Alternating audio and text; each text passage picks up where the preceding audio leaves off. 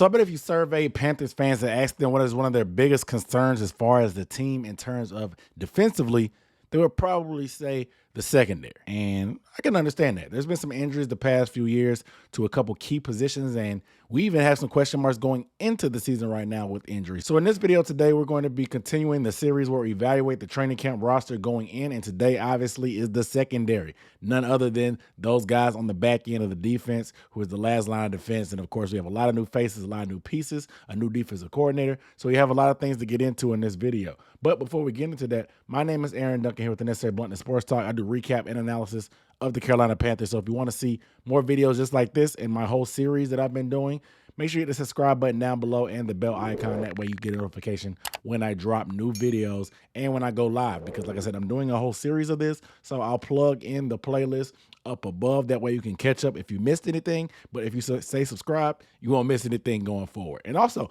please give the video a thumbs up. It really helps me out. It only takes about 2 seconds. It doesn't cost you a thing. But if you want to show some extra support, you can leave a super thanks down below. Hit the little heart button with the $sign in it. It really helps me out and tip your creators, like a tip jar for me, I guess. And it really shows that you appreciate my work. And I appreciate you appreciating me. However, I want to get you guys' thoughts down below in the comments about the secondary. What do you think is the biggest concern in the secondary? Are you worried about Jeremy Chinn in his position? Are you worried about the injuries to our top 2 corners? Let me know how you feel down below in the comment. But I want to first take a look at the depth chart. And obviously, I talked about our starting corners who had some injury concerns, and that's J.C. Horn, who got shut down prematurely in this offseason workout program because of some issues when he kind of overtrained on his own. And obviously, Dante Jackson, who's recovering from that Achilles injury that ended his 2022 season earlier than it should be. And of course, at the secondary, at the safety position, we have Von Bell, who was brought in from the Cincinnati Bengals, Xavier Rhodes, who's the safety that we brought back again for another year, and of course, none other than Jeremy Chinn. Now, you're probably wondering why I listed 5 guys' names, but we'll get into that a little bit more in the next section for the position outlook. But I really like the starting group that we have overall with the 3 safeties and the 2 corners. But some of the key backups, of course, are C.J. Henderson, Eric Rowe, who we brought in as a free agent as well, Jamie Robinson, who plays the safety and a little bit of nickel as well, who we drafted out of Florida State, and of course Keith Taylor, who's been here for a little bit and brought over still from the Matt Rule era. So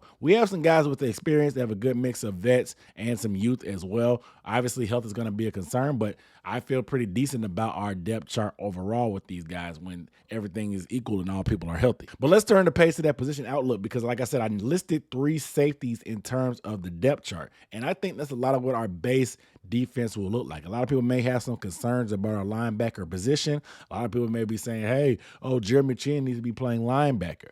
When you have 3 safeties on the field, you have a lot more speed and athleticism and versatility to match up against most teams. Rarely are we going to be in our base defense, so that's why I expect us to have 5 DBs on the field in normal situations. They'll be a little bit more interchangeable. I expect Jeremy Chinn to be moved all over the place and play some big nickel, quote unquote. Also play in the box as well. Like, you fans love to want to make him a linebacker, but I expect him to move all over the place. But not just him, but if you look at the alignments and snap counts from all the safeties that we have last year, they all have at least 25% alignment at various positions in terms of the slot, in the box, and deep at safety. So that lets me know that they picked up guys that had similar skill sets and traits that can be interchangeable. That way, you don't have to try to match up too hard. You can have Von Bell come down into the box on some or be deep at times as well. Xavier Woods can be up and down too. And Jeremy Chinn, we know he can play deep. He can play in the box as well, play a little bit nickel too. So when you have that versatility and able to interchange these guys, you can do a lot more things in turn. You have a lot more chess pieces. And with the defensive coordinator, Ejiro Evero, that we brought in,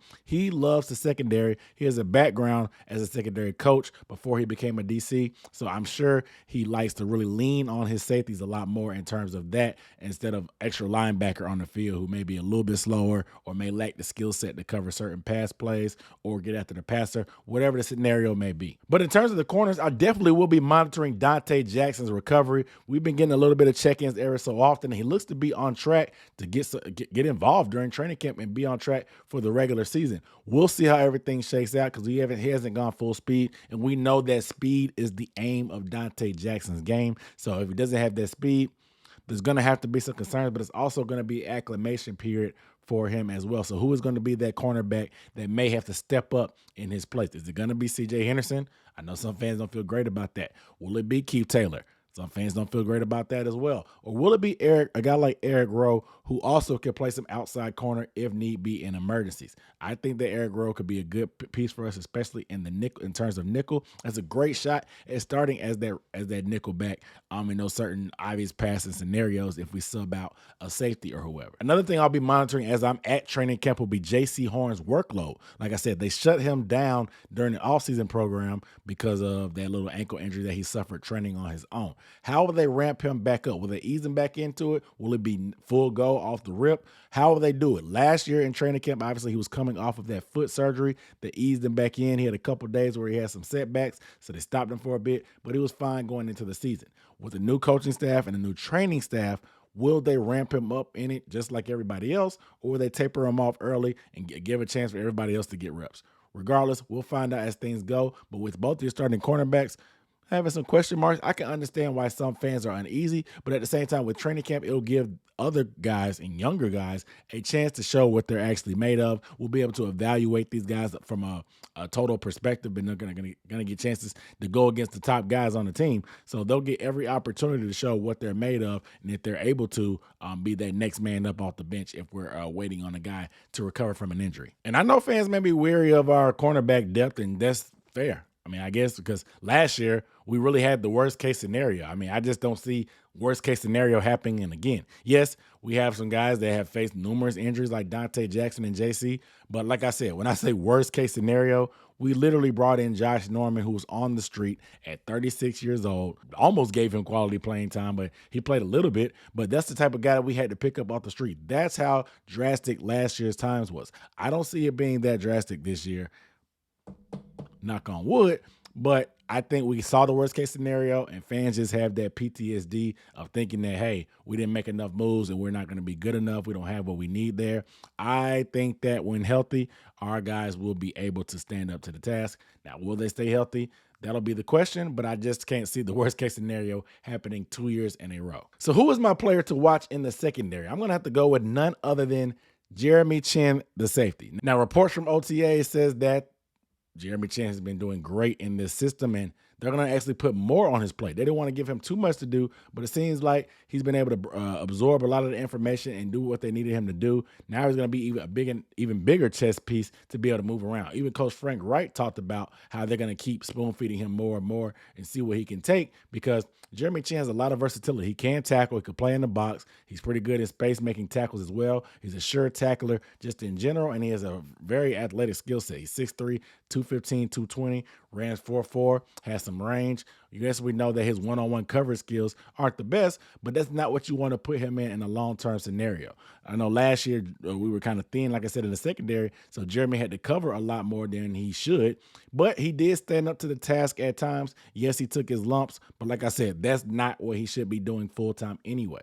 This guy is a versatile chess piece, and like I said, with Ejiro Evero having that secondary background and relying heavily on safeties, I expect Jeremy Chinn to be all over the place and be a guy that's going to make splash plays like we came to know him as a rookie. And I know people are going to be pissed off that Jeremy Chinn still is not a linebacker, but you got to get out of that. You got to shake that mindset.